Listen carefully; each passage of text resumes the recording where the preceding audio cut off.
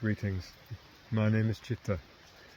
I'm one of Bante's students, and we've realised recently that with Bante not being associated with a large monastery, he's relying on donations of people that might not even understand how to make donations to him. Most of his following comes from these videos on YouTube.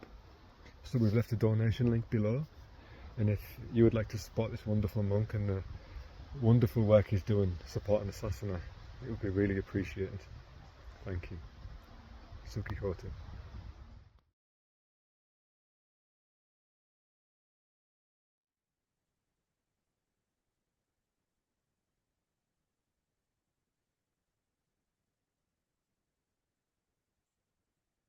This week we continue the 192-Mahā Taṇhāsaṅkhaya Sutta, the greater discourse on destruction of craving.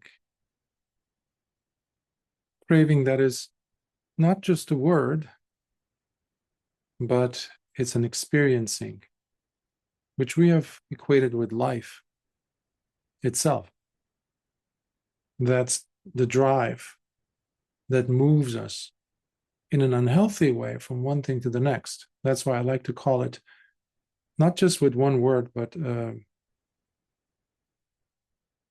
extra qualifying statements such as, this is now how I translate in the suttas, craving with its constant thirst for more.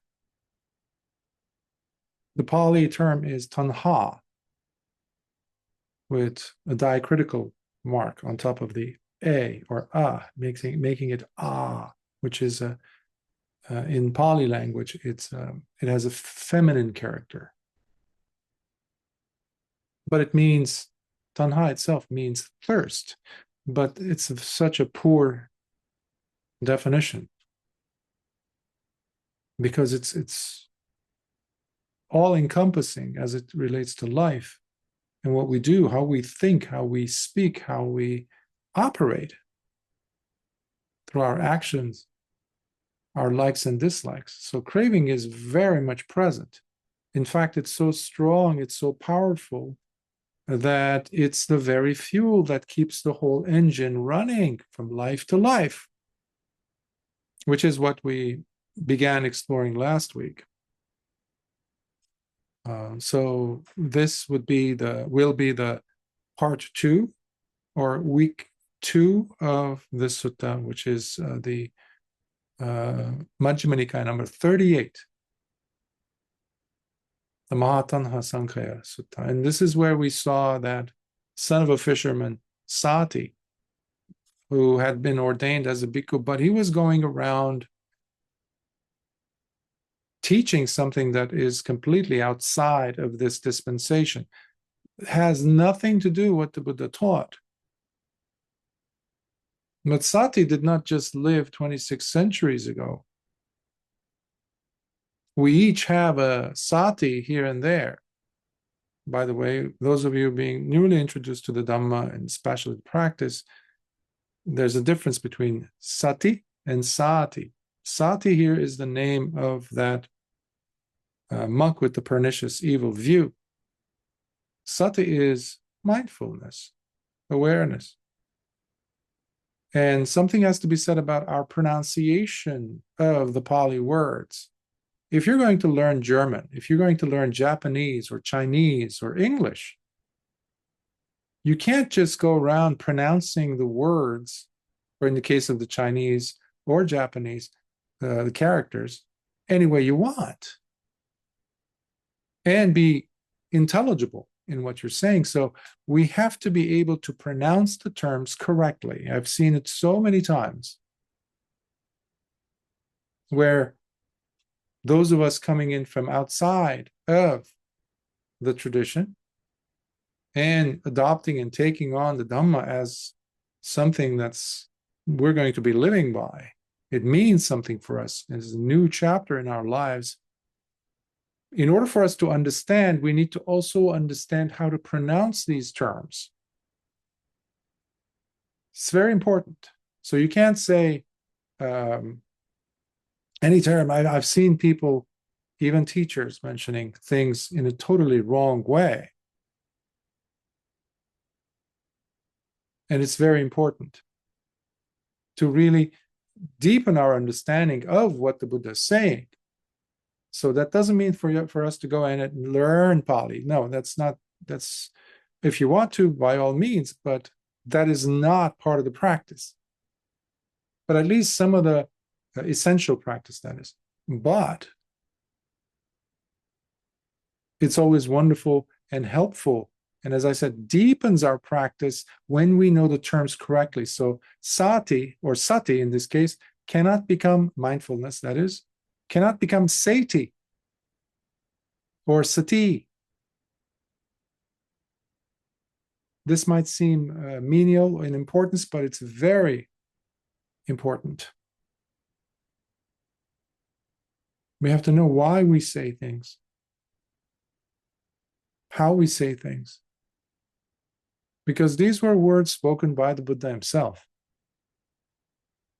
And if anything, we can also understand why there has been so much misinterpretation of the teachings of the Buddha, because of the lack in actual pronouncing the Pali terms. So bear that in mind, because Sati, son of a fisherman, had done something like that, similar to that, but on a far deeper level, because he was interpreting the teachings of the Buddha, as we saw last time, to indicate that there is a soul, there is a permanent, fixed, substantial essence, a vijnana, that is unchanging, that keeps going from life to life. Now, earlier I said such a character called Sati did not just exist 26 centuries ago. We have them around us. We probably are also entertaining such thoughts ourselves in our understanding of the Dhamma, or misunderstanding, rather, of the Dhamma. So let this sutta, this discourse, also help you identify such misapprehensions, misinterpretations, or specifically misrepresentations of what the Buddha taught as we continue exploring the sutta. So it's a long sutta, as I mentioned, but we already covered the first and second sections. So now we get to the questions and answers pertaining to becoming. Bhava. Now, I mentioned how Bhava, we started the Paticca Samuppada last week, and the Buddha gave similes, the simile of fire, specifically the fuel that burns. In fact, specific fuel that generates, that is at the core of a specific kind of fire. Look at how pragmatic the Buddha was and is in the suttas, where he even is identifying the types of fire depending on the ahara, or the nutriment, the fuel that keeps it going. Why did he go through all that trouble? Why is he going through? Because it will continue now in a different phase of the sutta, in his teachings, in the sutta. To simply identify for us, help us to distinguish the ignorance, to understand the fallacy in wanting to create something that isn't there, and specifically about a consciousness. Because when you say there is a consciousness that moves about, you cancel out the conditions, the causality, paccaya. You remove it from the equation. You create something, you create a given out of the thin air. And if you know anything about the Dhamma, then you know that there is no such thing. All conditioned things are called conditioned sankhata, for a reason, because they come about because of the interactions of many, many things come together. They are perpetuated, instigated by one or more causes. that we ignore. When you say there's a consciousness, there's a soul, there's a being, you've canceled out, you ignored reality as such. Now you created a personhood. Now, in fact, you created a relationship between a subject and an object, a thingness you have introduced. You created a vortex, a whirlpool in the middle of the ocean when none existed. But we like relationships like that. We like to create this persona when we look at each other. We like to say, that is an evil person, and I'm going to have these feelings towards that. Or even when you expose that ignorant way of thinking onto yourself, where you start looking or seeing somebody to be there when there is none. Of course, there is a self. The Buddha didn't say there's no self. There is a personality here that is the culmination of all these factors coming together, but you never take it seriously. We use these terms, self, personality, as mere conventionalities, mere forms of conventional speech, so that we can have a working, functioning society, a world where you do have relationships. You can identify who's who, where, what, but you never take it beyond that conventional value that it has. It serves a purpose. It's like talking to a child about, living in a child can create a fake kitchen with tiny little cups, this and that. And if you're a caring adult and you work with the child, let's say you're a caretaker, you join into that deception, which the child also knows that it's a fake thing. It's a fairy tale. Once you walk away from the child's room, all that world that she had created, let's say, you leave that behind. That doesn't have anything to do with the real world. And the child knows that when she leaves her room and goes into the kitchen expecting actual food to be there. The fairy tale ended. So we don't know how to distinguish that. Sati didn't know how to distinguish that. He very much believed in the fairy tale because he was coming from a Brahmanic, in fact, Upanishadic tradition that keeps insisting that there is a soul, Atman, to this day, of course. And the Brahmanism or Upanishadic tradition, the Vedic traditions, were not the only ones, of course.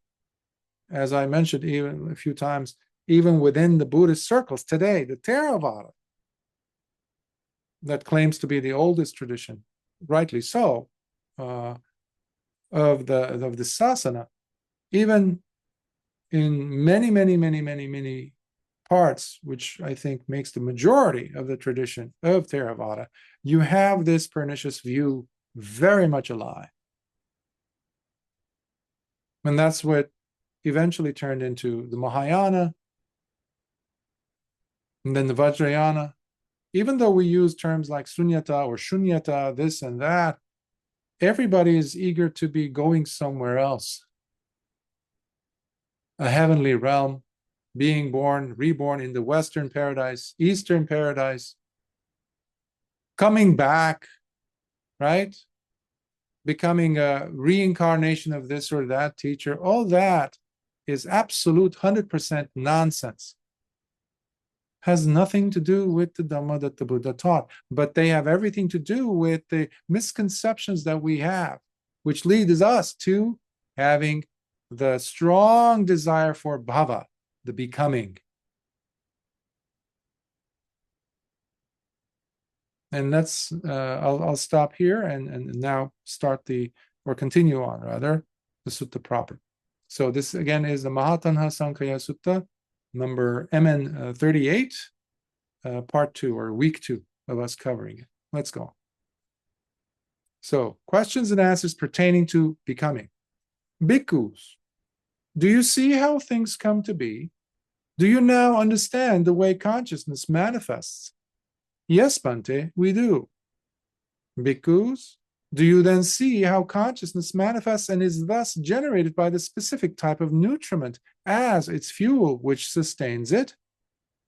Do you therefore understand how that specific fuel is its very nutriment, which produces it and thus is responsible for its manifestation?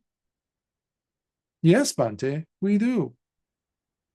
Remember, the type of fuel is responsible for a specific type of fire, whether it's animal dung, dried, or twigs, or leaves, or butane gas, or benzene, or gasoline, or crude oil, or some chemical. It's all different, depending on the nutriment, the fuel that ignites it, keeps it going. Bhikkhus, do you then see how at the very stopping and elimination of that same nutriment, whatever was produced as its result, that too has to cease and stop? Do you therefore understand how it too is subject to cessation? Yes, Bhante, we do. If you turn off the gasoline, or the engine of a car, let's say, the explosions that happens inside of an engine stop. Where do they go? When the fuel, when the charcoal you were burning, or the log that you were burning finishes, dies out, dies down, where does the fire, does it continue? No. Where does it go? Sati, a person like Sati, will not have a clue where it goes. So they invent other worlds, other possibilities to explain their wrong view. That's what ignorant people do. That's what has come up with so many, human beings have come up with so many erroneous views, wrong views. And that's what is usually perpetuated by over 8.5 billion people on this planet.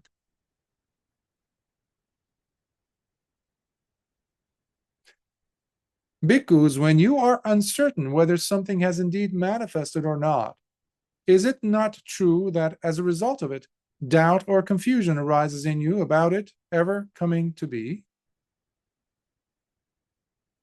So if you have some doubt, some question, you're perplexed, you're uncertain or confused.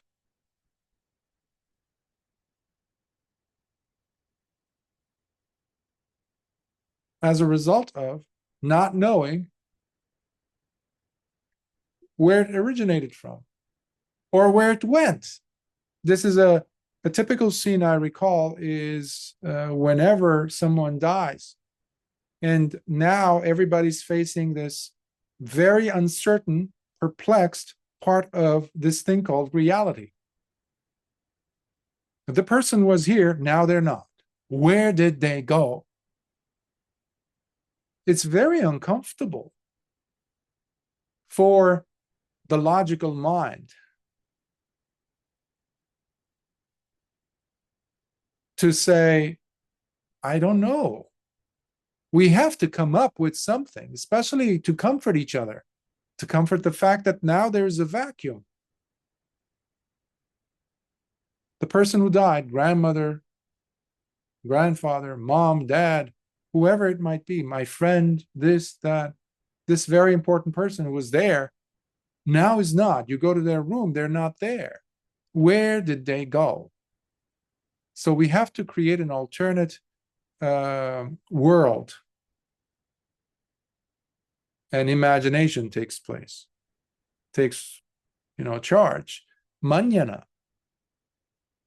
Now this creates confusion because in the way that the Buddha is teaching here, he's saying, given the fact that there is uncertainty about this, around this subject, then there will be doubts manifesting in you. He's asking the bhikkhus, he's like, isn't it the case? And they say, yes, Bhante, that is true. And when, bhikkhus, you are uncertain whether it has manifested and come to be due to that specific type of nutriment as its fuel, is it not true then that doubt or confusion arises in you? as to the specific nutriment that is responsible for its origination. Yes, Bhante, that is true. So now the Buddha is using a validating method, validating for everyone involved. As a teacher, for him to know whether the student is getting it, and to also give the opportunity for the students to know, to double check their understanding by doing a 180. So the Buddha is giving them an opportunity to look at their understanding in a 360-degree fashion, where it's no longer simply to appease the teacher, be a good student and say, yes, teacher, yes, no. The Buddha never cared for such bhikkhus. Sati was one of them, apparently. That's why he carried on being a bhikkhu, but only in robes, because he had not understood. So the Buddha is making sure the bhikkhus are understanding the connection between the type of fuel and the type of fire that's created. And again, fire is being used here as a synonym, a simile or a metaphor for vijnana. And when, because you are uncertain whether the very stopping and elimination of that same nutriment that was fueling it would also, I think I might have read that. I'll read it again. Would also bring about the elimination and ceasing of whatever had come to be and manifested, then is it not true that doubt or confusion arises in you as a result? So do you understand then the very fact that there is the elimination of that fuel, the stoppage of it, that will create the stoppage of the fire? Remember, the point is to explain what happens at the end of life. And specifically in this case, when the fire is going out, whenever you are hearing that metaphor, we hear the metaphor being used for the arahant. The fire is extinguished because there's no more fuel. That's the objective. The Buddha is teaching each of these bhikkhus in the hopes of, for them to attain that level. Everyone that hears the sasana, the teaching of the Buddha, ultimately the expectation is not to add more information, the data in your mind, but to help us attain the paths and fruits of awakening, ultimately of arahanthood. That's what this whole thing is leading us to. So ending of the fire is that. So they say, yes, Bhante, that is true. And would you say that it is true that all doubt must have already been given up by that person who clearly sees how something has manifested and come to be? Someone who genuinely comprehends with the right understanding and is therefore no longer perplexed or confused about that which has come to be and manifested. So now this is the third phase of the questioning. So the Buddha is saying, and would you say that all doubt must have already been eliminated in the mind of a person who understands the mechanism of this? In other words, when you understand, there shouldn't be any doubts in your mind. And if there are, then you should come and talk to me, the Buddha is saying. We have to address this misunderstanding of yours because you have not gotten it. It's like in a mundane level, you can say a student who memorizes formulas in some arithmetic or algebraic equation or geometry or calculus, trigonometry, something. And you recognize, you know the formulas, but not exactly. You memorize them. So sooner or later, you're going to run into some glitches and your equations will come out wrong, or at least you won't be able to prove your work. That means there's some discrepancy, some misunderstanding in the mind of the student. So the teacher has to make sure you get it. So the Buddha is giving them these questions, this one in the third phase of now a person who has overcome the doubt because they understand, genuinely comprehends with the right understanding, the Buddha says, that there shouldn't be any confusion left about the thing that has been manifested, about the thing that has grown. They didn't come out, they didn't fall out of the thin air. Nothing happens like that. It comes out of a series of conditions, causes, including especially vijnana. Yes, Bhante, that is true, the Bhikkhus say. And would you say that it is true that all doubt must have already been given up by that person who clearly sees how something has manifested and come to be due to that specific type of nutriment as its fuel? Someone who genuinely comprehends with the right understanding and is therefore no longer perplexed or confused about that which has come to be and manifested as a result of the specific nutriment that is responsible for its origination. Yes, Bhante, that is true. Nowhere in the history of any teaching, even any philosophical school, anywhere in documented history, do you find anyone explaining things in such thorough manner, in such exacting ways? There's no loopholes for anyone to say, yeah, but that's why whoever criticizes or has criticized the Dhamma, their understanding of the Dhamma or their research of the Dhamma leaves so much to be desired. It's so primitive, it's so weak, it has so many holes in it. People have maybe read a single line from a book about Buddhism that was written by someone who's critical of the Dhamma and was probably only familiar of one branch of Buddhism and from a teacher of that tradition whose book or something that they made a statement of that this person is basing their whole entire teaching on Buddhism on. It's so tedious, is bad. It's so fragile. It has so many holes in it. And we know this when you read just one paragraph like this, and you see how thoroughgoing of a method the Buddha applies in his teaching. But it also requires us to be present to it, to really take the responsibility and time and energy to really understand. So this is another reason why we say how this teaching is not for everyone. Most people are asleep.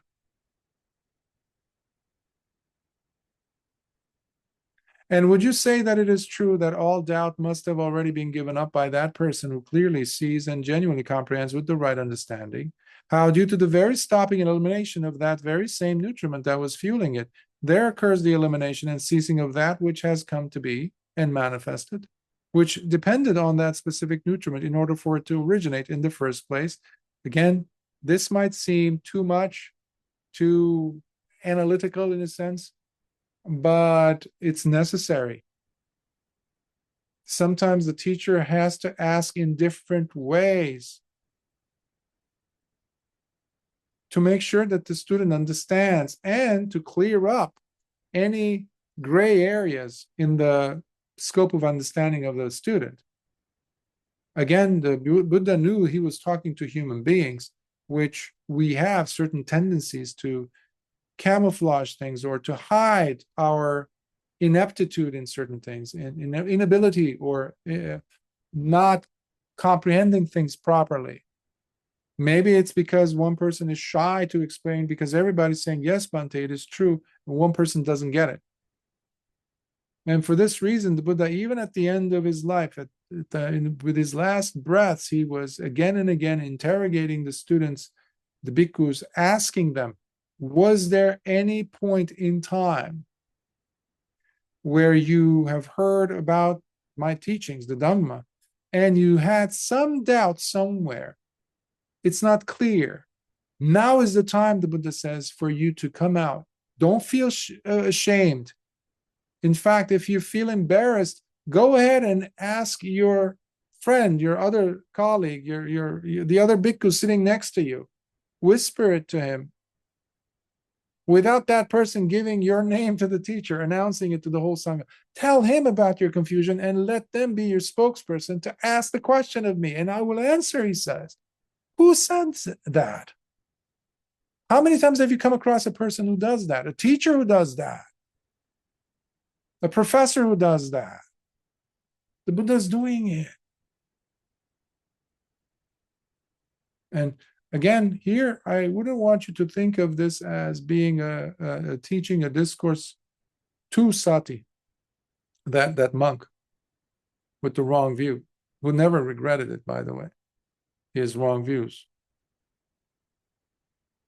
It's about us. The Buddha is asking us. He's not asking the bhikkhus. That's why this is kind of a sutta, this deep of a sutta. It cannot be just read in one sitting. You have to come back to it. That's why I'm taking so many pauses, because it's so essential for us to understand. Not just to do justice to the sutta, to the discourse, and to the efforts that the Buddha put in making sure that he can get his point and clarification across, but for us to understand and to clear out any confusions, any uncertainties, perplexities about understanding vijnana. In that case, bhikkhus, do you consider yourselves dwelling in certainty and thus free of doubt as it relates to seeing how things come to be and manifest? So now he's asking directly, do you consider yourselves now certain, absolutely, without any doubts whatsoever? Beyond the shadow of a doubt, you know for sure how things come to be? And they say, yes, Bhante. Bhikkhus, do you then consider yourself certain and therefore free of doubt as it relates to seeing how it is in the presence of and dependent on a specific type of nutriment as their fuel, that things come to be and manifest? Yes, Bhante. And bhikkhus, do you consider yourselves convinced and therefore free of doubt as it relates to seeing how, through the elimination and ceasing of that specific type of nutriment that serves as its fuel, that which had come to be and manifest also gets eliminated and ceases, given the absence of the very same nutriment which serves as the cause of its origination? By the way, this is the third noble truth. Nirodha, the Buddha is referring to the cessation aspect of paticcasamuppada, the cessation, the ending of the thing that was there. Do you understand that it was because of the elimination of its fuel source that this thing now doesn't exist? If you have electricity running through your house, lighting up the lights, if you turn off the source, the electrical, outlet, the box,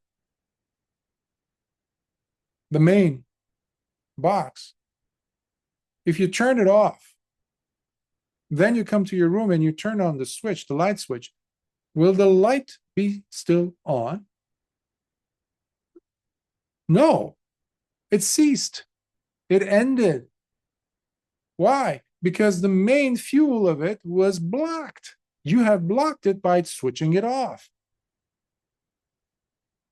If you're cooking something and suddenly, let's say you're frying something in an unwise way, or you pour water into boiling oil, suddenly it's going to ignite because of the oxygen molecules.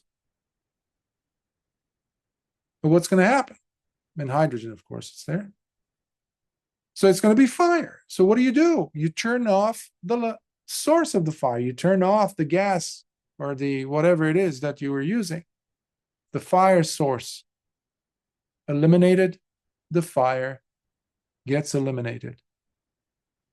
The ending of the vijnana of an arahant does not come by some divine intervention.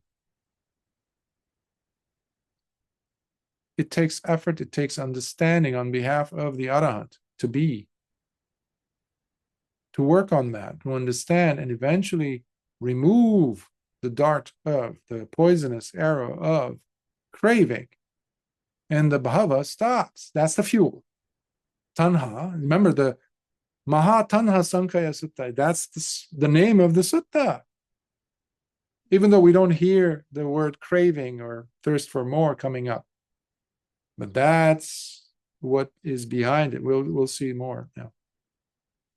And they respond to his question, yes, Bhante. Then, bhikkhus, does that mean that you can now clearly see and therefore comprehend with the correct understanding as to how things come to be and thus manifest. Yes, Bhante. And Bhikkhus, does that mean that you can now clearly see and therefore comprehend with the correct understanding how, in the presence of and depending on a specific type of nutriment as their fuel, things come to be and manifest? Yes, Bhante. And Bhikkhus, does that also mean that you can now clearly see and therefore comprehend with the correct understanding how, with the elimination and cessation of that specific type of nutriment that serves as its fuel, whatever came to be and manifested also gets eliminated and ceases, given the absence of that very same nutriment which served as the cause for its origination? Yes, Bhante. Now, Bhikkhus, I declare to you that in spite of this purified view, whereby one gains correct understanding of things, if you somehow grab onto it, trying to identify and amuse yourselves with it, that is, the it here is the understanding of it. So you turn it into a thing. I know, you don't know over there. Even the Dhamma, remember, this is in reference to, very much tied into the Alagadupama Sutta's water raft, to cross over. That's the only purpose. The Dhamma is to help us cross over the flood of passions, of ignorance, of wrong views, all that, of conceit, all that. That's what the Dhamma serves, the Noble Eightfold Path. So he says here, he's giving a warning that even this purified understanding, there might be the inclination in a person to want to grab onto it, upadana, remember. Cherishing and treating it as some kind of a possession of yours, would that then indicate that you have or indeed properly understood what was taught to you as it relates to the Dhamma, serving you as merely a water raft, intended to help you cross over the flood and not something to grab and hold on to? No, Bhante. See, the bhikkhus say, no, Bhante. However, bhikkhus, I declare to you that in spite of this purified view, whereby one gains correct understanding of things, if you do not grab onto it anyway, neither trying to identify nor amuse yourselves with it, nor cherish or treat it as some kind of a possession of yours, would that then indicate that you have indeed properly understood what was taught to you? How the Dhamma is ultimately there to serve you as merely a water raft, intended to help you cross over the flood and not something to grab and hold on to? Yes, indeed, Bhante. They apparently understand the connection. It's very tempting when you come to understand something, not to go ahead and grab onto it, latch onto it, to make it your own. That's what we do with relationships.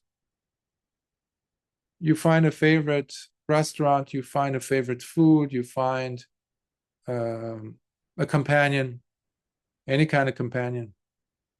And because of one or two or more incidents or interactions that are pleasant or likable, pleasurable, suddenly you find yourself giving it more and more and more and more and more credence, more and more significance, to the point where you are or inseparable from them. We do this also with characters in stories, in movies, favorite songs, this and that. You go and ask people. My favorite outfit, my favorite song, my favorite pet, my favorite companion, my favorite loved one, my favorite, I don't know, place to go to, my favorite food. And now you're attached. So craving, don't expect it. Craving is not an abstraction. It's not a concept. It's a reality that we create, given the dukkha we create because of our attachment. Not that food, not that movie character, not that thing, not that companion, none of those things necessarily. We have just used those as a target to latch on our own stupidities to, our own weaknesses to. So bring the paticca samuppada mechanism of understanding, using the fuel concept, the metaphor, to understand your own hang-ups. Otherwise, you're not practicing the Dhamma. Carrying the Dhamma over your head, claiming you know pernicious because you can list all 12 links, means nothing.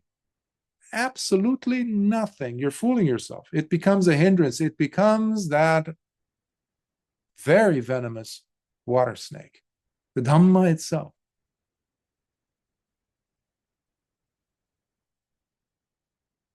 Let's go to the fourth section now. The nourishing fuels and the law of dependent arising. These in Pali are called ahara. Pronunciation is important, as I said. Ahara. Sometimes they're called nutriments. I like to call them nourishing fuels. So the Buddha goes, Bhikkhus, there are these four kinds of nourishing fuels that sustain and support living beings that have already been born and come to be. And for all those beings who are yet to be born and come to be. Those who are here already, they have manifested in some form, or those that are on their way, they're dying, they're looking for ways to be reborn. The conditions are not there yet. Now, what are these for? The four ahara. The first is the nourishing fuel of physical food, what one consumes, be it solid or gross or subtle and refined. Kabalinkara ahara in Pali, by the way. The second nourishing fuel that sustains living beings is contact itself, phassa. Intentional thinking or mental volition is the third type of nourishing fuel that sustains living beings. These are called manosanchetana ahara in Pali. And because consciousness is the fourth type of nourishing fuel that supports and maintains living beings, vijnana, of which we have 6. Eyes, ears, nose, etc. So we don't have a separate consciousness that goes from life to life. When people say Buddhists also believe in consciousness, they should be referring to the 6 vijnana, the 6 consciousnesses pertaining to the 6 sense spheres. The Buddha continues, however, bhikkhus, what is it that serves as the very source and point of origin for all these 4 nourishing fuels? What is it? What is there the foundation which produces and thereby gives birth to and promotes these 4 nourishing fuels themselves? So the Buddha is asking the question, and he's going to give us the bhikkhus the reply, the proper response to these questions. All these 4 nourishing fuels have craving as their very source and point of origin. Craving, with its constant thirst for more, is the very foundation which produces and thereby gives birth to and promotes each of these 4 nourishing fuels themselves. Craving has to be behind it. You might go ahead and buy groceries, you buy rough food items, be it grain, meat, even water. You bring it home, you put it on your counter, and then you go ahead and you sit on the sofa. 1, 2, 3, 4 days you go about without having touched the food. What good is it? That's the kabalinkara, the edible food or consumable food that I was referring to, be it rough, soft, refined, etc. You need to have craving to take it to the next phase of food preparation, right? And then finally, when it's on the plate in front of you, you have to have the craving to eat it or consume a lot of it. Then it becomes real tanha. The same thing with contact, by the way, the second type of food or nutriment, nourishing fuel. And the third one is the manosanchetana. Those are like the goals, the mental underpinnings of our desire to do things, whether to say things, to actively participate in some activity, some deed. It starts with a thought. Wanting to go and check your email, that is, you can say, that is a manosanchetana. Because there is a willful desire, there's an intentionality there. That's why I translate it as intentional thinking. But all of these, and also the vijnana, when you're eagerly listening to, that's the fourth ahara, when you're eagerly wanting to listen to a certain type of music, excuse me, to come on the radio, or I don't know, you want to get a phone call from someone specific that you eagerly are waiting for them to call you. What is that? That's craving. Or something that you want to receive or see, etc. All of these have to do with the sense spheres, the eyes, the ears, the nose, the tongue, the body, and the mind. All these require craving. So for us to be latching on and making such a big deal about each of these 6 vijnanas, there has to be craving there. Now, this is a person who's not living according to what the Buddha taught Bahya, when he said, you have to train yourself to see. When you're seeing, just there's a seeing. When you're hearing, there's just a hearing. There is no craving attached anywhere. So you're really living in that present moment. This is what we understand by, this is what the Buddha's teaching when he says, here and now in this very life, diteva dhamme. So craving has to be identified in all of these 4 ahara, the nourishing fuels. And what about craving itself with its constant thirst for more, bhikkhus? What is it, bhikkhus, that serves as the very source and point of origin of craving, which produces and thereby gives birth to and promotes craving itself, along with its constant thirst for more? Feeling, bhikkhus, is the very source and point of origin of craving. Do you see what's happening? The Buddha now is directly addressing the links of paticca samuppada. He pointed out craving out of the whole mix of links, and he said craving. Remember, before that, he was talking about the bhava, right? The becoming or the existence, the desire for existence. Then craving. Now we go straight away into what comes before, what leads there to be craving. We have to have had a feeling of some sort, either enjoyable, likable, pleasurable, or the opposite, unpleasant, painful, undesirable feeling. Or the third type, neither, both, meaning neutral feeling, which we don't really care about. So feeling is at the source.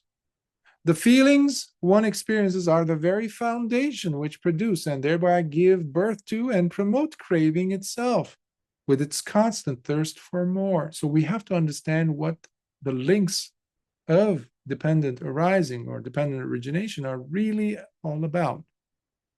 There's a relationship.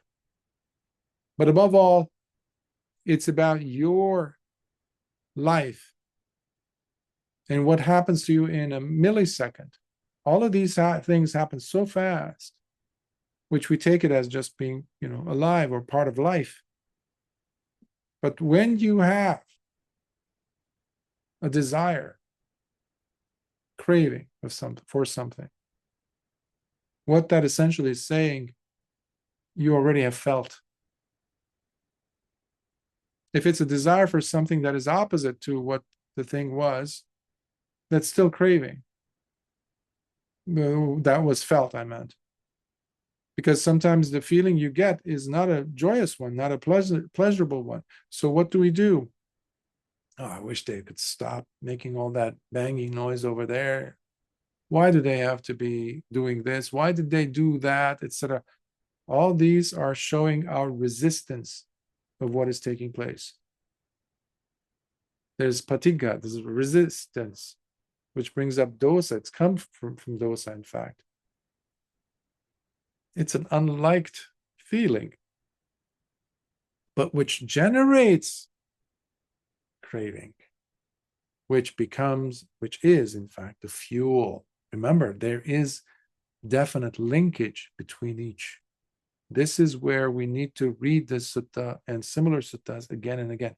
By the way, this sutta is now done, proofread to the best of our abilities, given the time frame, but it's on the website. So I highly encourage you to print it out, not just look at it on a screen. It's there on the website, mindrelease.com. So I think it's the latest one that's there in the Pali Sutta sections, yes. And print it out, read it again and again, make as many notes, highlights while you're listening to this talk, and sit with it, meditate with it. Your meditation will go so much deeper.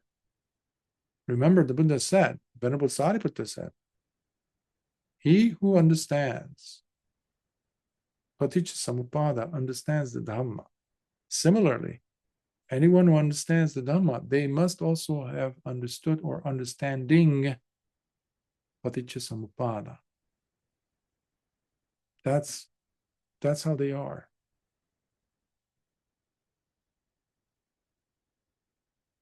Well, how about feelings themselves, bhikkhus? What's the, you know how this is going. So the Buddha is going, backwards in a sense. What is it that serves as the very source and point of origin of feeling, which produces and thereby gives birth to and promotes all manner of feelings? It is contact itself, bhikkhus. That is the very source and point of origin of feelings. That's what I said, passa. Contact is the very foundation which produces and thereby gives birth to and promotes all manner of feelings. And what, bhikkhus, is the cause for contact itself? What is it that serves as the very source and point of origin of contact, which thus produces and thereby gives birth to and promotes contact? So remember, carry the image of the fuel and the fire with you. So each resultant link, each resultant principle, such as contact in this case, will have its fuel. So if you take the product, let's say, that we just mentioned, craving, for example, its fuel was feeling, or is feeling. Well, what about feeling itself? If we look at that as the outcome, as the product, what is its fuel of feeling? What is it? We see it is contact. Contact with what? With the six senses, with the world that keeps us connected with the world, experiencing life, existence. You cannot do that without the six sense spheres. You need them. To understand time and space, you need to have the six senses. And those are the burden that the Arahant has to live with. Once they have truly become an Arahant, they have to deal with bearing the heavy burden of carrying this body along with the six senses. Disenchantment and dispassion grows to such a depth, but they still have to carry. They still have to relate with the world. So anyhow, I don't want to deviate too much. So, and what, because is the cause of contact itself? What is it that serves as the very source and point of origin of contact, which produces and thereby gives birth to and promotes contact?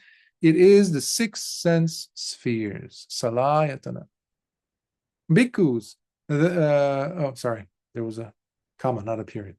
It is the six sense spheres, bhikkhus, that are the very source and point of origin of contact. The six sense spheres one is exposed to is the very foundation which produces and thereby gives birth to and promotes contact itself. So, as I said, due to having the six sense spheres, as I mentioned, the eye, ears, etc., we make contact. The world makes contact with us, as in the case of hearing, right? You might avoid seeing things with the eyes by closing your eyelids, fine. But the world still can make contact with you through the ears, which is one of the main problematic areas of any meditator sitting to meditate in an hopefully quiet area, and there's a DJ playing next door. The world is making contact with you, right? Just to give an example. Well, how about the six sense spheres then, bhikkhus? What is it that serves as the very source and point of origin of the six sense spheres, which produces and thereby gives birth to and promotes all types of contact? It is name and form, nama rupa, bhikkhus. That is the very source and point of origin of the six sense spheres. Name and form is the very foundation which produces and thereby gives birth to and promotes the six sense spheres themselves. Nama rupa and the six sense spheres. So if you think of it in the terms of like domino pieces, the domino people would lay them out and just stand them, keep them vertically standing upright, very close enough. And then they would make all these different patterns, this and that, on a flat surface, and then you just touch one of these domino pieces, and what happens? They carry over that movement. It affects one another. Think of the links as that. The links of Paticca. So, Salayatana, or six sense spheres, rely on the next, which is what? The Buddha is saying, Nama Rupa, name and form. Earlier in the meditation, I was guiding you through a portion of it. We saw how contact in the form of making contact with the body is rupa. A big proponent of that teaching was Venerable Webu Sayadaw. That was his whole practice. That's why, commentator type teachers never really cared for Webu Sayadaw, because he didn't talk about, too much suttas or analysis or commentaries or teachings as such. His teaching was so simplistic, many people say, and it is so down to earth, all about the practice and the continuity of the practice. And that was his whole practice. And he became an arahant with that practice. So he always led the students, everybody who came asking for teachings, he would just talk about experiencing nama rupa. So rupa would be the form aspect, and nama aspect would be the mind that knows the touch that's taking place every time you inhale and exhale. But for you to see all that taking place, you need to be present, and that takes tremendous vidya, effort, or efforting. It's a continuous thing. You have to constantly add on to it because the distractions are all over the place. And to clarify, what is the nama portion? Feeling, perception, intention to maintain the focus, contact that's being made, and the attention that you're keeping on that point of contact. In this case, the tip of the nose or wherever the air is coming in and out. That all of that process requires effort from us, persevering energy that we have to apply. Now, how many of us are willing to put that energy, instead of going around on a field trip every time there's a distracting thought arising in the mind, we leave the meditation object, we go after that, whatever it is, because it's become more exciting. And that's why we never hover beyond the superficial. We never go deep enough, because we expect things to be complicated. We expect things to be so dense. Remember, this is one of the suttas. The Buddha did not say you have to understand all these links in such a methodical way, this and that. Don't worry, your practice will guide you to that. That's why I said last week, you don't have to understand all the links. In many suttas, the Buddha doesn't give 12 links per se.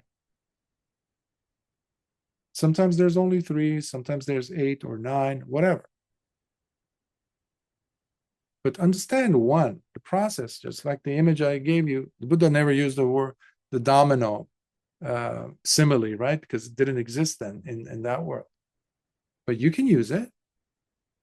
Premise is the same. It's foundational. It's the same as the fuel. So name and form is the very foundation which produces and thereby gives birth to and promotes the 6 sense spheres themselves. And how about name and form, bhikkhus? What is it that serves as the very source and point of origin of name and form, which produces and thereby gives birth to and promotes name and form itself? It is consciousness, bhikkhus, that is the very source and point of origin of name and form. This is vijnana. Consciousness is the very foundation which produces and thereby gives birth to and promotes name and form.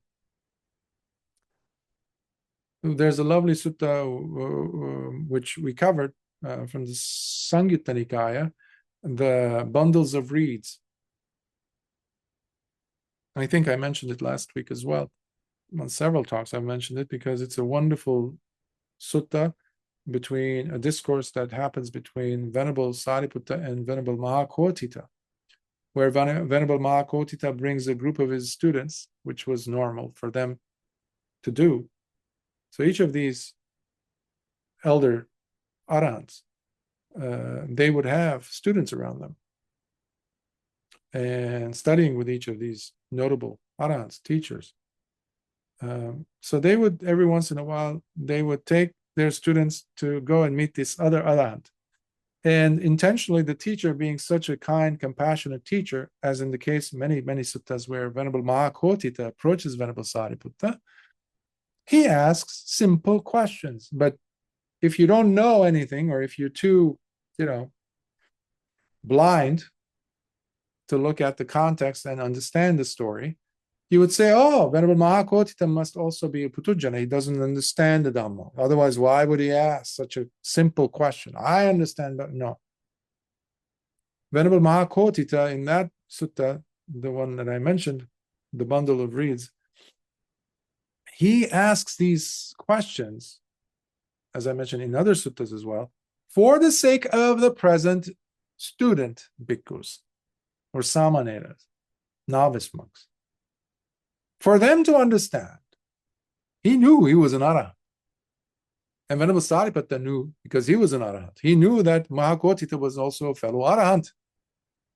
So you have this interaction where they do this, in a sense, drill of paticca-samuppada, and it gets to this point. Namarupa versus consciousness. But in that version of the paticca-samuppada, an interesting thing happens. When you have bundles of reeds, or playing cards, or cards that you play, or I used to do this with rulers in the classroom when I was in primary school. In my free time, I would just put 2 rulers against one another, against a flat, thin surface, just to see how far I could stretch one without them falling. And I used to get very frustrated because they both sides were very much dependent one on the other. So that is the premise of the bundles of reeds, which Venerable Sariputta is talking about, vijnana versus namarupa. You remove one, the whole thing falls. Because in his explanation, when it comes to vijnana, and Venerable Mahā still presses him, knowingly, by asking, well, what about vijnana, friend Sariputta? What is it dependent upon? And he says, namarupa, which throws the other bhikkhus in a confused state. They're like, wait a minute. Because they have been thinking, there's the tendency. We have the tendency of thinking in a linear fashion, one directional. That's wrong. Because it's multifaceted. This is also one of the major errors in people's understanding or misunderstanding of the paticca-samuppada, because we think in linear fashion. Oh, because of this happens, it can't be anything else. Because of this produces. The image that Venerable Sariputta produces to the bhikkhus, through the question of Venerable Mahakothitas, is to challenge that, to break that, and to create a non-linearity in our understanding. It's an interdependence. And in other suttas, Lord Buddha says this in both Samyutta Nikaya and Anguttara Nikaya, how it is foolish of us to go ahead and presume that there could be one cause for something. Oh, it's because of this that that link showed up, that thing is happening. No, no, no, no, Buddha says.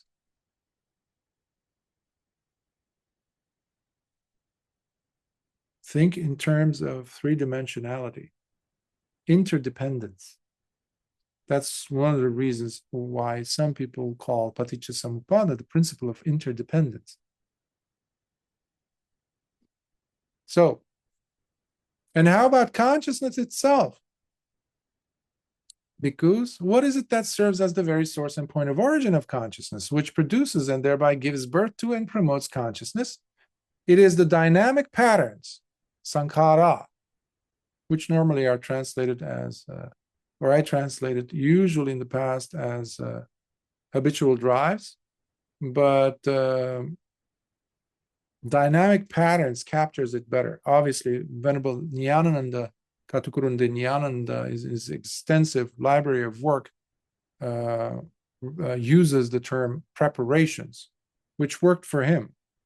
But it doesn't, for me, it doesn't capture experientially what sankharas are and do and represent. So that's why I wanted to take a moment to explain that. It is the dynamic pattern, sankhara, serving as habitual drives that are themselves the very source and point of origin of consciousness. These dynamic patterns are the very foundation which produce and thereby give birth to and promote all types of consciousness.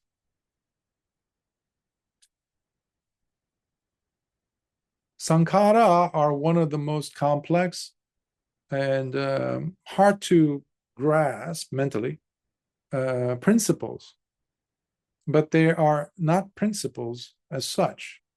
We make them, we turn them into principles because they are realities that we undergo. It's a loading up period in the mind. That's where preparation can come in. It's like that tiny little car with a wound up thing, gears inside with a spring, and you keep winding it up as you go like this to create the momentum, and then you put the car back on the surface and you just let go. It flies because of the momentum you created. The dynamic patterns have been brought about because of our countless lifetimes in samsara, because of our habitual thinking. That's where the habitual drive synonym I also use for sankhara comes in. When you're sitting, all of a sudden you have a thought. Suddenly you have an urge to make that thought audible, or you keep repeating it subvocally, or you want to do something because of a drive. Now it's manifesting physically. There you go. You just have the three phases, the three aspects of sankhara. They're dynamic. They're not even like potential energy. They're very kinetic. They're already in motion. They're just, if they get tolerated by us, entertained by us, enjoyed by us, then we are very much in the grips of sankhara. And no awakening is going to happen. That's why you cannot carry sankhara into awakening. They have to be relinquished. So through your deepening of mind practice, through samadhi, specifically basic mindfulness practice, you will have the calmness of mind to be able to eventually see the sankhara the moment they occur. Because you're noticing the gaps between each thought. It's no longer a story line that carries unbroken. It's very much broken because your mindfulness is so sharp, you're able to detect the gaps. Meaning you're able to detect the arising of each of these thoughts, or in this case, sankhara, as they are being sustained, maybe the heat that they generate in you, Because the sankhara don't stay sankhara, they turn inevitably. If you give it enough fuel, which in this case is attention, they turn into abhanjas. They turn into very real, demanding, attention grabbing servitude for us, because we're stuck. We're stuck in patterns. You see the dynamic pattern reference here for sankhara?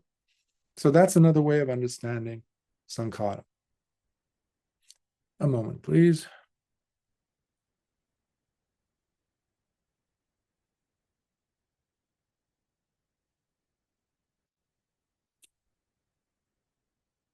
And what about these dynamic patterns themselves, which serve as habitual drives, bhikkhus?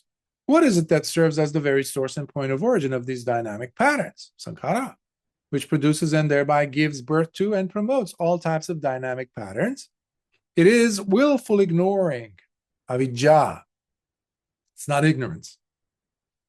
Ignorance, that term in English, just takes away our responsibility to maintain being, staying ignorant. It's not a passive affair. It takes effort. It takes energy for us to stay, to be dedicated to staying ignorant. To not awaken requires effort. Even that, in the wrong direction. So willful ignoring, avidya, because that is the very source and point of origin of all dynamic patterns. That's the source of sankhara. Willful ignoring is the very foundation which produces and thereby gives birth to and promotes all types of dynamic patterns, sankhara.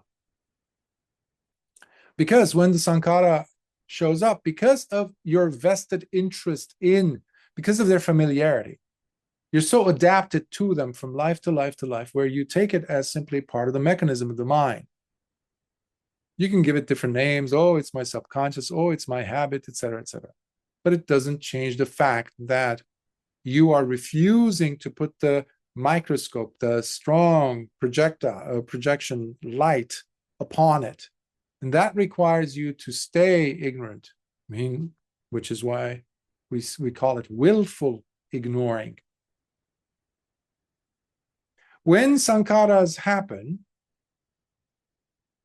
our task is not to allow them to manifest and just go about our business, letting them have the reins, be in the driver's seat. No, sankharas are simply patterns.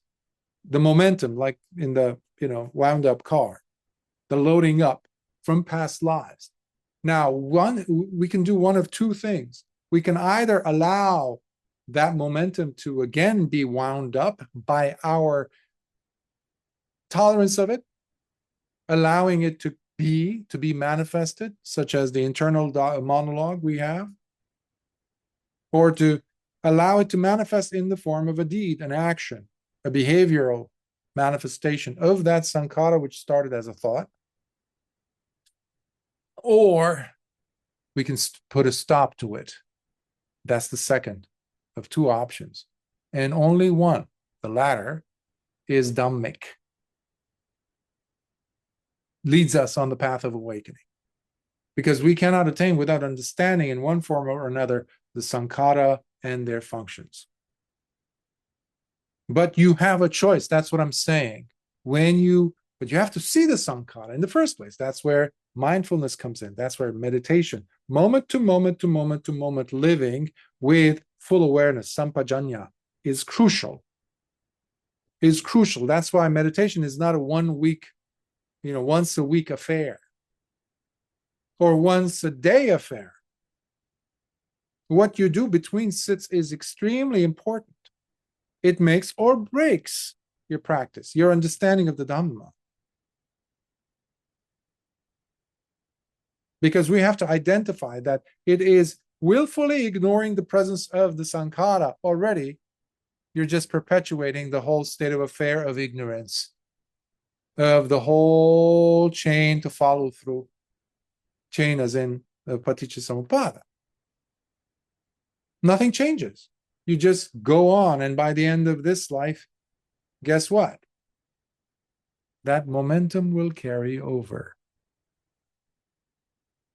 Because you never spend the time to really sit and look at why do I have to verbalize this? Why am I entertaining this internal subvocal speech?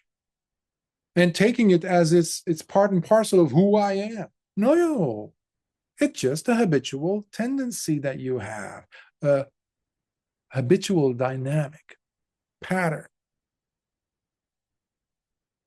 You own the rights of your behavior. You are behind the steering wheel of your living moment to moment, not the sankhara.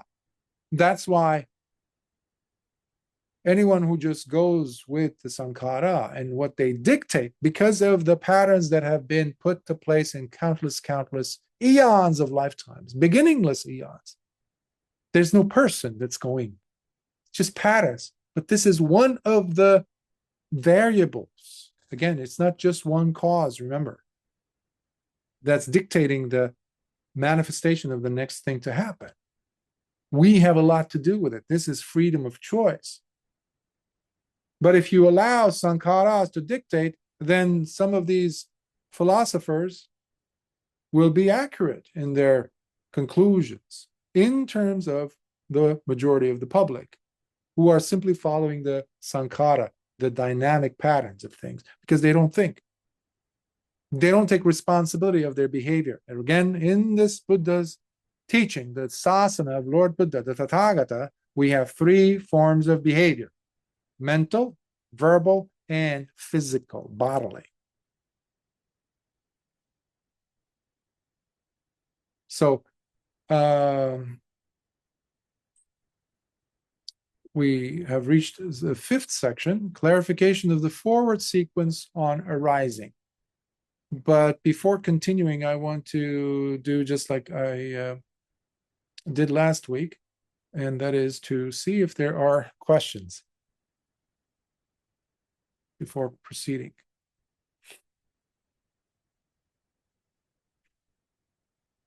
Any questions? I know the subject can be intimidating, but don't feel intimidated. We're all students of the Dhamma.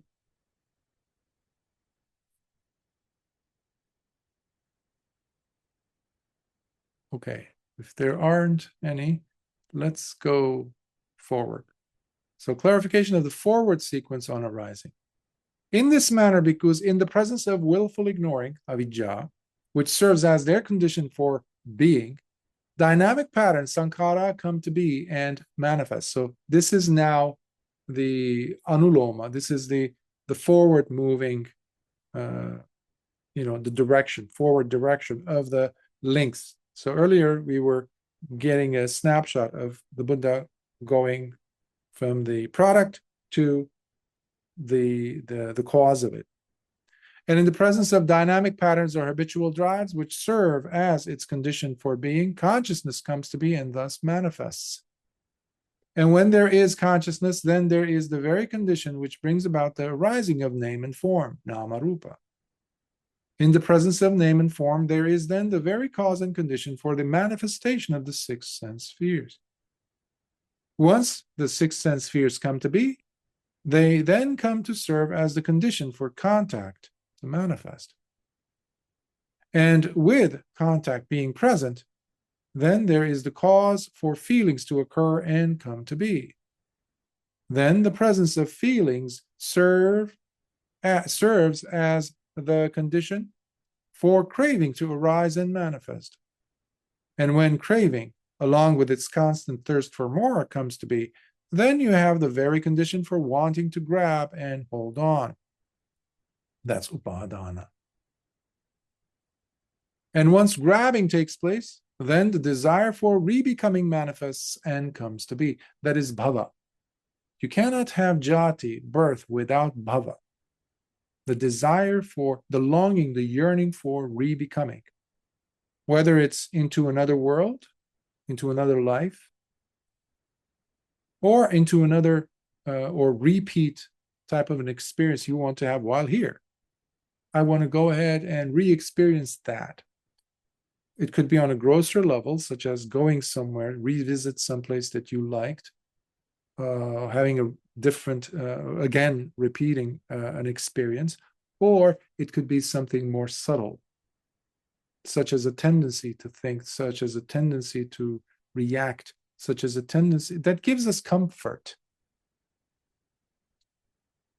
Comfort to re-experience something in a way that was pleasant to us, usually, unless the person's whole North Star gauge of wanting or understanding the right from wrong or pleasurable from unpleasant has been shaken, as in the case of a trauma victim, somebody who's been tortured to the point where they think that in order for them to feel joy, they have to be tortured. And even if the perpetrators are no longer there in their life, they carry on that legacy of torturing themselves. Such people, for example, will not welcome joy easily. They think there's something wrong if it is not preceded by a high level of pain. So this person's whole understanding has to change from a foundationally, be transformed. And when craving, along with its constant thirst for more, comes to be, then you have the very condition for wanting to grab and hold on. And once grabbing takes place, then the desire for re-becoming manifests and comes to be. So this is, now, did I jump? Oh, yeah, I think so. And when craving, along with it, yeah, I read that. And once grabbing takes place, then the desire for re-becoming manifests and comes to be. In the presence of that desire to re-become, then you have the cause and condition for birth to take place. And when birth has occurred, then what follows as a result are illness, aging, and death, which bring with them much sorrow, lamentation, pain, grief, and utter anguish. It is therefore in this manner, Bhikkhus, that this whole mass of suffering comes to be and manifests as it keeps piling up, one after another. So there's nobody ultimately who's responsible for our suffering, ultimately. Now, that doesn't mean that you don't recognize someone really causing you harm, either individually or collectively as a society. That to say that would be foolish.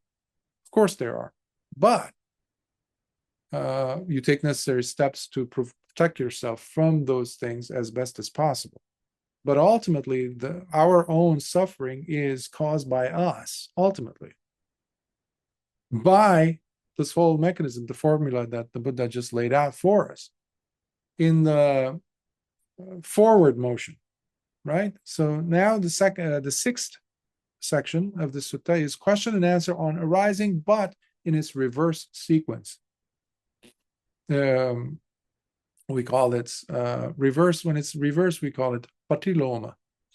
Now, because I just stated how when birth has occurred, then what follows as a result are illness, aging, and death. But do you also see it or do you not? Because how it is in the presence of birth as their cause and condition, whereby illness, aging, and death come to be and manifest? Or how is it that you understand this point? The way we understand this point, Bhante, is the following. Illness, aging, and death follow as a result of birth having occurred and taken place. Make sense? So they're looking at, okay, so illness, aging, death, all that jazz, all that bundle of pain occur because we're born. That's why the Dhamma is the only tradition that teaches us to not to be born. If somebody wants to wish upon us, a true practicing bhikkhu, Buddhist, layperson or a bhikkhu or monastic, if they really want to make a heartfelt wish on your birthday, may they say, may you never experience birth ever again. That is an acceptable wish. Even the Buddha would smile to such a thing, if I dare say. Because to be born means you're stuck. Now you have to find a way out, which is what we're trying to do. Finally, after coming across the Dhamma, finally, given the many, many, many wonderful good deeds we have done, and the intentions that have brought us to be born, the willingness to practice sila, and practicing sila for many lifetimes, that has brought us to be human beings with the necessary attributes, the brain power to understand, and the desire of the heart to find the Dhamma. All these things have brought us here. Now we have the Dhamma. So we have to find a way out of aging, illness, and death, the proper way. Not the way that deluded people in the world, usually rich people, powerful people, have been going about trying to find the fountain of youth or the fountain of immortality. Not even Sakka, the king of the gods, has that amrita, the drink, the ambrosia that makes a person live forever.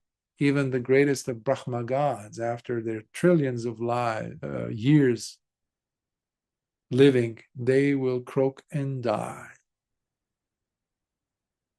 and undergo pain, suffering, death.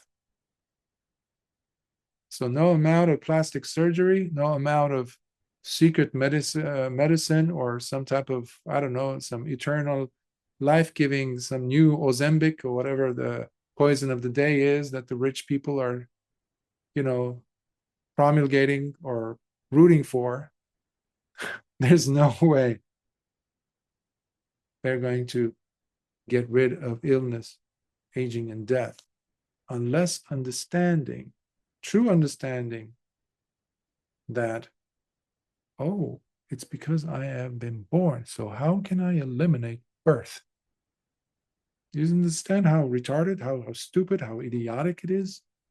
I know the term retarded has been pushed out of the lexicon as if they can also remove all the things that that state designates. We have a lot of that today, even though we don't use the term nowadays. But to think that you can have birth and not have aging and death, that's beyond stupidity.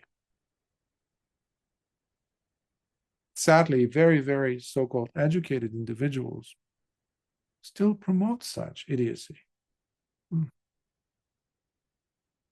The way we understand this point, Bhante, is the following.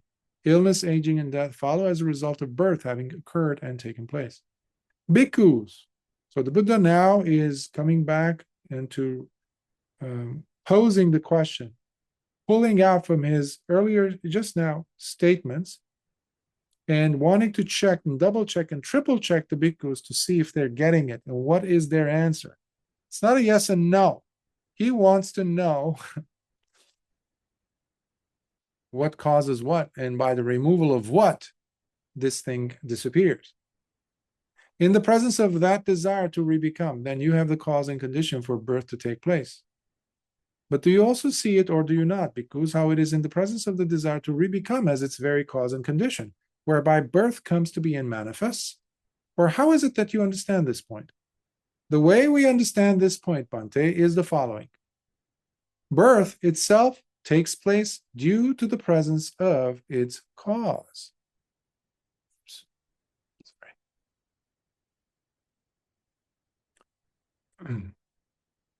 Birth itself takes place due to the presence of its cause, which is the desire for re-becoming. So if you have the desire to re-become, that's the cause. Eliminate that. So when you're dying at your deathbed, you don't say, oh, I would like to re-experience that. Oh, yeah, that was so much fun. What is that? You just dragged yourself back to the slaughterhouse.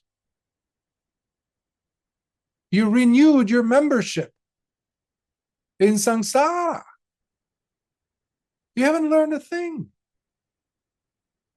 And the same goes for wanting to re-become in the heavenly realms. In other suttas, the Buddha says that he despises, he shuns those people who turn the sasana into a way to be reborn in a heavenly realm. He was in reference to bhikkhus and bhikkhunis who were teaching that or believing that.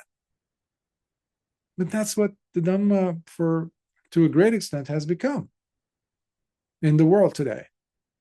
Everybody wants to go to a better place, to be reborn into a better place. When you are reborn, you are stuck with illness, aging, and death. Devas are terrified of aging. They know. And many of them find out too late. So there's no escape if you carry on this wrong path of wanting to grab another birth, repeating another birth, another opportunity to re-experience something. That is complete bhava, the desire to re-become. That's why we pull that desire out and we eliminate it. We destroy that desire to re-become. So anybody who has passions for something, enjoys some pleasurable experiences and wants to repeat it, they're asking for another rebirth, plain and simple. And with it, despite their efforts not to acknowledge or not to look at, with it they bring to them the inevitability of illness, old age, getting sick, illnesses of all sorts, and dying. Both of yourself on a good day, but usually before that takes place, you're going to witness that in the lives of your loved ones, which is equally painful, if not more, for many people to endure. Next, bhikkhus, I just stated how once grabbing takes place, then the desire for re-becoming manifests and comes to be. But do you also see it or do you not, bhikkhus? How it is in the presence of grabbing and wanting to hold on as its cause and condition, that the desire for re-becoming comes to be and manifests? Or how is it that you understand this point? The way we understand this point, Bhante, is the following. The desire for re-becoming arises due to the presence of its cause, which is the drive to want to grab and hold on, padana, what commonly is translated as clinging or grasping. It's a grabbing that you do not. You get as an eagle or a bird of prey grabs with its talons and it squeezes its talons, its sharp, sharp talons, its nail basically, into the prey. Or a bear grabs hold of a salmon or a fish or any prey, and you pull and you pull and you pull, you cannot. Because they're so far. That is upadana. That's what we do with our habits, with our likes, especially. So you get rid of that, you get rid of the desire to re-become. Because you're holding on just like that, tenaciously grabbing to certain feelings, certain experiences, which you want to repeat. Hence the bhava part comes in, the desire to re-become, which leads us to birth, which leads us to old age, sickness, and death, which don't come in that order with that much cleanliness necessarily all the time. Of course, death will come at the end of those, but they're not so properly aligned. You have pain, illness, uncertainty, perplexity, anguish, terrible suffering, not being understood. And then, because of anicca, some of them disappear, some of them completely disappear. And then you're sick again. And then you're sick again. You try so much, so hard to avoid looking at your wrinkles, to cover it up, to do this. You take medicine, you take this, and you take those shots, you take this, whatever.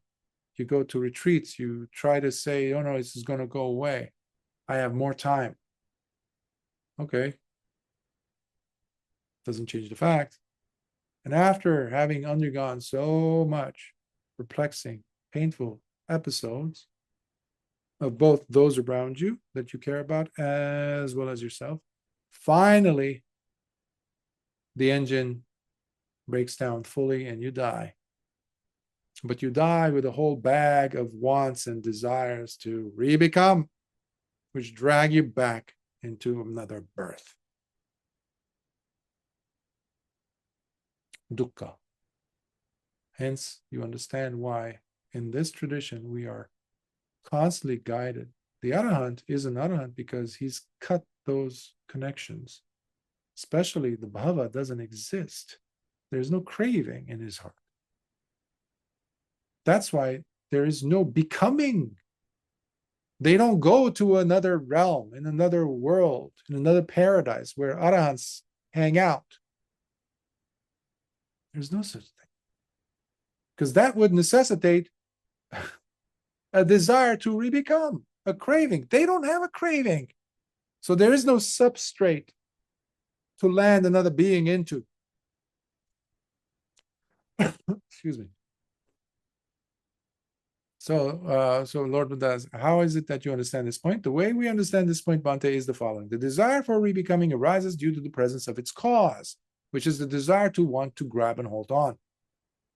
Bhikkhus, I just stated how when craving, along with its constant thirst for more, comes to be, then you have the very condition for wanting to grab and hold on. But do you also see it or do you not? Bhikkhus, how is it in the presence? How it is in the presence of craving and its constant thirst for more, serving as its cause and condition, that the drive to grab and hold on comes to be and manifests? Or how is it that you understand this point? The way we understand this point, Bhante, is the following. The drive to grab and hold on occurs as a result of its cause, which is none other than craving with its constant thirst for more.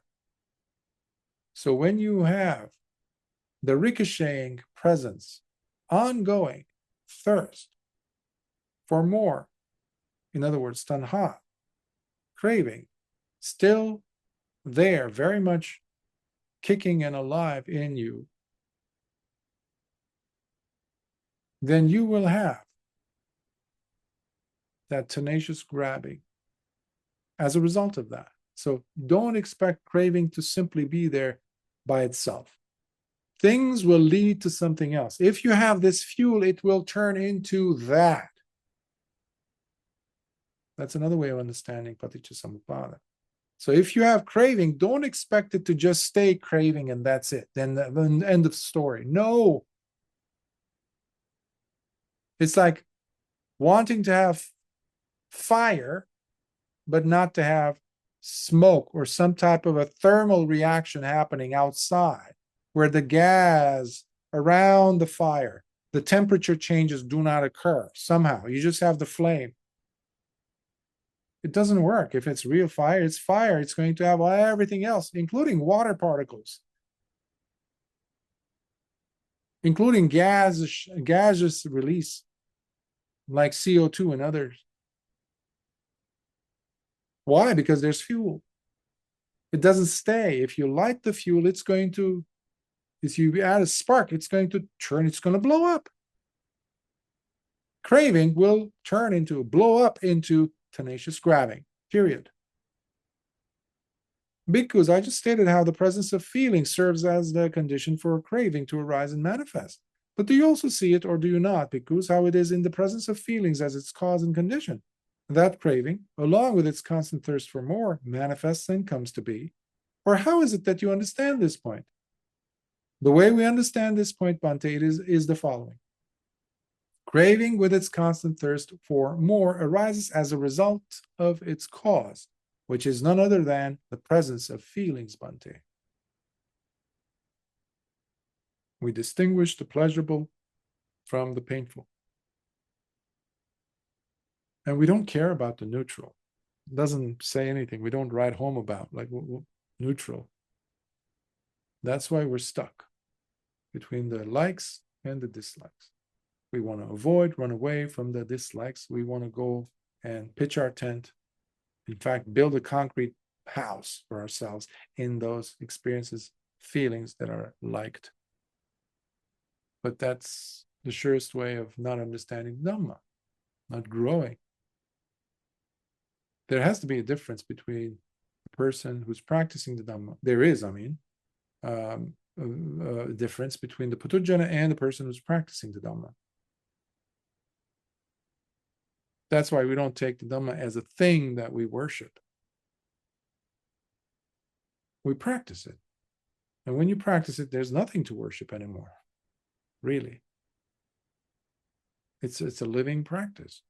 Your life becomes a worship, a veritable veneration of all that is true. Bhikkhus, I just stated how with contact being present, then there is the cause for feelings to occur and come to be. But do you also see it or do you not? Bhikkhus, how it is in the presence of contact itself as their cause and condition, whereby feelings manifest and come to be? Or how is it that you understand this point? The way we understand this point, Bhante, is the following. Feelings arise as a result of their cause, which is none other than the presence of contact. So if there is contact, there will be feelings. These things are unavoidable. Now, how we relate to these things to understand. So how could you see contact? How could you understand or the presence of feelings as feelings, just as feelings, without putting your badge of I like this or I don't like this on them? If you have your presence of mindfulness, full awareness, present. Oh, there was contact. That's why I have this feeling. There's nothing, there's no personality attached to it. There's nothing individualized. It's real. But at the same time, you are saying, oh, now I'm understanding the mechanism. It's a system. All I have to do is bring more and more awareness to this as it's happening. That's why the individual who understands the Dhamma, and if they do understand it, it will be through direct experiencing of these truths. It's no longer you simply believing what the Buddha says, having confidence in the truth in it. It becomes your truth. That's why no one can shake it from you. No one can disprove the experience, because it's real and because there's been actual, true transformation taking place through this understanding that is very firsthand, very much direct. Bhikkhus, I just stated how once the 6 sense spheres come to be, then they serve as the condition for contact to manifest. But do you also see it or do you not? Bhikkhus, how it is in the presence of the 6 sense spheres, serving as its cause and condition, that contact itself manifests and comes to be? Or how is it that you understand this point? The way we understand this point, Bhante, is the following. Contact manifests and comes to be as a result of its cause, which is the presence of the 6 sense spheres. You understand that? Because of the 6 sense spheres, the eyes, if you have an eye that works, if you have a visible object that's visible, then you will have eye consciousness. All right? So when you have these three, what will ensue? What will be the result of these things coming together? And you have obviously the light source, and you're paying attention, obviously. That's where the eye consciousness is kicking in. All these factors are there. Now there is what? Contact. Where's the person? Where's the like and dislike? There isn't. Thus far. If you're paying attention. So this is what the Buddha was saying to Venerable Bahya. When seeing, there is just the seeing. There isn't the object, oh, look how beautiful that is. Oh, look how ugly that is. None of that. You are taking a step further back to look at the mechanism. Oh, this is simply a seeing. But for that to take place, you have to slow the mind down. The only way to do that is by practicing more and more and more, refining more and more your full awareness through sati. From moment to moment. That's what I meant earlier, that it's not a, I sat today, Bhante, so I'm good. What did you do between? It's like when I used to treat people as a clinician, when people, whether couples or individuals or families, would come once a week for about an hour, sitting with me, hearing me talk and explain and giving them tools. And then they would come back the next week. And they say, oh, everything was great for the first few hours or a few days, and then it all went, haywire. I said, why? Well, because they didn't work the techniques anymore. But why?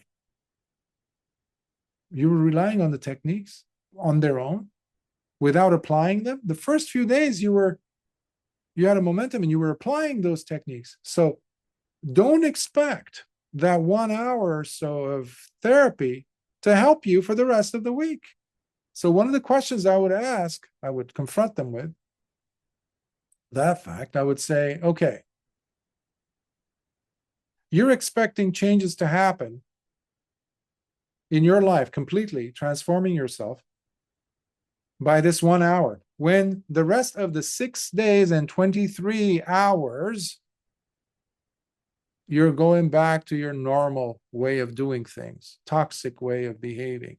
How in the world is therapy really going to help? What kind of medicine could help?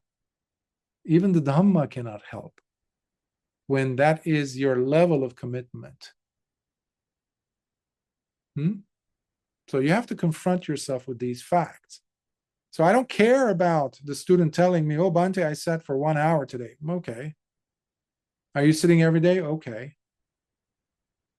What are you doing with the rest of the 23 hours? If you take 6, 7 hours, 8 hours out of that, let's say, and you're really sleeping, okay, that still leaves you with a whole chunk of time. What are you doing with those?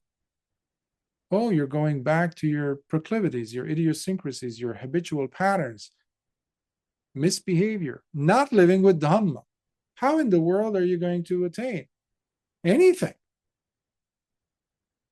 So these are questions I'm positing so that you can posit to yourselves, for yourselves, confronting yourself, to really bring more focus and attention, because your future depends on it. Your future non-birth depends on it. Your freedom depends on it. Your freedom from samsara depends on it. You relinquishing totally all suffering depends on it.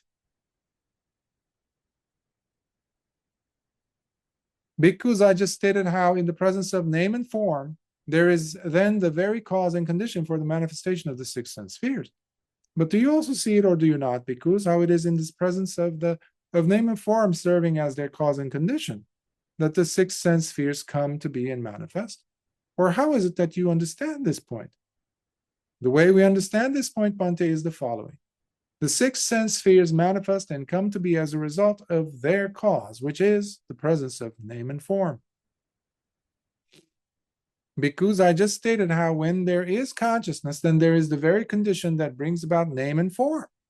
But do you also see it, or do you not? Because how it is in the presence of consciousness, serving as its cause and condition, that name and form comes to be and manifests? Or how is it that you understand this point? The way we understand this point, Bhante, is the following. Name and form manifests and comes to be as a result of its cause, which is the presence of consciousness. Bhikkhus, I just stated how in the presence of dynamic patterns or habitual drives, sankhara, which serve as its condition for being, consciousness manifests and thus comes to be. But do you also see it, or do you not? Because how it is in the presence of dynamic patterns or habitual drives, serving as its cause and condition, that consciousness manifests and comes to be? Or how is it that you understand this point? The way we understand this point, Bhante, is the following. Consciousness arises as a result of its cause, which is the presence of the dynamic patterns that are the habitual drives. So consciousness has to be there for the sankharas to appear. If you don't have consciousness, vijnana, you will not be able to identify the presence of sankhara, whether they're subvocal speech or a thought or a physical manifested action that's about to take place, such as reaching for something, like a reflex. So being fast enough to catch yourself as the body's about to move, observing that you already caught it, you hit the pause button. That means your mindfulness has become very, very sharp. So by having the consciousness, that's what the sankhara will use as a substrate to manifest in. But any of these phases can be stopped, because what you're stopping essentially is the willful ignoring, the avidya, which is coming up. Bhikkhus, I just stated how in the presence of willful ignoring, which serves as their condition for being, dynamic patterns, sankhara, come to be and manifest. But do you also see it or do you not, Bhikkhus, how it is in the presence of avidya, or willful ignoring, serving as their cause and condition, that the dynamic patterns themselves come to be and manifest? Or how is it that you understand this point? The way we understand this point, Bhante, is the following. The dynamic patterns, sankhara, manifest and come to be as a result of their cause, Bhante, which is the presence of willful ignoring, avidya, as I was referring to earlier. So here's where we will stop. So we'll continue next week from section 7, summary of the section on arising. So we'll stop here. Sadhu, sadhu, sadhu. Powerful sutta, but saying or calling it powerful means nothing, ultimately. Really, it doesn't do anything if it is not being taken and brought into your life. So now you can live and approach every fabric of your life, every snippet of your life, with cognizance of, with understanding of the dependent arising principle. These are not things left in books for you to go and memorize. The memorization on its own, unless we do something with it, really doesn't amount to much. So to stop short on the memorization, it becomes a chant, a lifeless thing that you do. Really. At best, you might feel very, some goosebumps might show up. And, okay, fine. Because of memories, perceptions, and feelings. But you're still stuck. Nothing's happening. There has to be a deep awareness of these truths. And the only way to do that is not by going and getting a PhD or writing a dissertation on pernicious, which many people have done or do. No awakening will take place simply by doing those things. Bringing it to your life, into your life. Basic experiences in life. We talked about so many things, sankhara, we talked about contact, we talked about craving. Just look at craving, which is a lot more tangible, I would say, than sankhara for most people, or even more so than contact. So look at the craving, tanha. Is your action that you're about to do, whether it's a speech involved, a communication, a movement, you're reaching for something, walking through the house, going somewhere, all these are behaviors, right? These are actions. Check, not in the form of a Nazi or somebody who's malicious or trying to catch yourself, doing something, No, that's not the attitude. You have to be kind, appreciative, open, understanding, caring, forgiving, in case you don't catch yourself with craving there, present. Okay. At least afterwards, can you see in hindsight what happened? Oh yeah, that was craving. That's okay. That's good. That's a good start. Very good start. So that slowly you bring it, it starts trickling down. Your mindfulness, your sati starts trickling down into your present rather than the past. So that means already you're getting faster in detecting. And then you start seeing, okay, why? What brought about this tanha? What was the beginning of it? And then suddenly you see, oh, I felt. There was a feeling of some sort. I wanted to repeat that or not have that repeated. Excuse me. Guess what you're doing? You are practicing dynamically the teachings of pernicious in your very fabric of your life. You're bringing the Dhamma into your life. And that's better than reading the whole Tipitaka, memorizing the whole Tipitaka, but not getting a single thing applied. So bring the Dhamma into your life. There's no event, no experience that is too menial to be exposed to the magnifying glass that is the Paticcasamuppada, dependent arising principle formula. I will stop here, and if there's any questions I would like to address.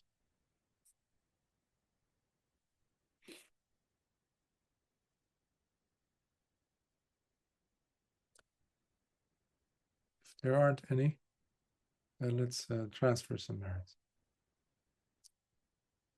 Akasatha Chabumata Devanagamahiddhika Punyantang Anumoditva Chirang Rakhantu Lokasasanam. Akasatha Chabumata Devanagamahiddhika Punyantang Anumoditva Chirang Rakhantu Desanam.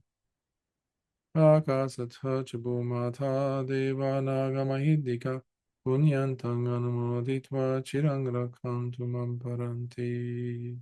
Sadhu, sadhu, sadhu. May you continue diligently practice as instructed, as encouraged in every single sutta by the Buddha and the noble arahants. May you taste the Dhamma. May you grow and transform yourselves every day with genuine level of practice introduced each day, even if it's just a drop of more authenticity from you, authentic effort, authentic, genuine, unprecedented level of dedication. Doesn't have to be much, just to push, as I was saying earlier, just push outside your comfort zone. Most of us, unfortunately, are too addicted to our comfort zones, and to maintain that. That's why we will never grow, really, never, ever grow properly. To think that we are growing when we're not, it's delusion. So no amount of Dhamma learning this and that is really going to change any of that. Unless we come out of our comfort zone. And the more you do, the more courageous you are to step out of that sphere of comfort, of what is familiar, of what is acceptable by you, which is completely convoluted, completely deluded. The more you do, the more you step out of that comfort zone, the faster you're going to grow, the more you're going to discover the wonders of the Dhamma in your life. And when we say that, it means you will be living a fuller life, an awakened life, unrelated to your life from yesterday. Otherwise, you are stuck. You will not grow. No matter how much Dhamma you study, you will die at the end unsatisfied. And the only thing that satisfies the heart is the Dhamma, because it is the only thing that has the antidote to life, after life, after life, and the pain and suffering that piles up because of those things. And that is the release from suffering, which only the Dhamma provides. But it's always outside our comfort zone. So we have to go outside of that range. So I encourage us to do that. Sometimes it takes baby steps. That's okay. But don't live the kind of life you lived yesterday with the limits that you set for yourself of staying mediocre. Challenge that. You have so many examples. The suttas are one means of becoming familiar with those examples. So may you and your loved ones be blessed with the triple gem emanating from your heart, with the genuineness of practice, genuineness of your generosity, of your dedication to sila, of your dedication to practice of bhavana, meditation, and of your curiosity to understand and to develop panya, wisdom, discernment. Continue. Until next week. Sukhihotu.